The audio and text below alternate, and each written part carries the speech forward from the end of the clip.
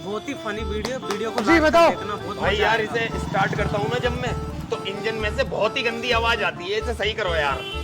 इसकी डायलिसिस करनी पड़ेगी, सही हो जाएगी। अच्छा डायलिसिस? अरे मतलब इसका पुराना इंजन ऑयल निकलेगा और नया डलेगा, तब खत्म गजब होगी। है इसकी यार। आवाज डाल दूं? हाँ भाई डाल दो यार। रुको ला रहा हूँ फिर। अरे हाँ सुनो यार, अरे यार इसका पिस्टन भी खराब हो रहा है यार, वो भी बदल देना।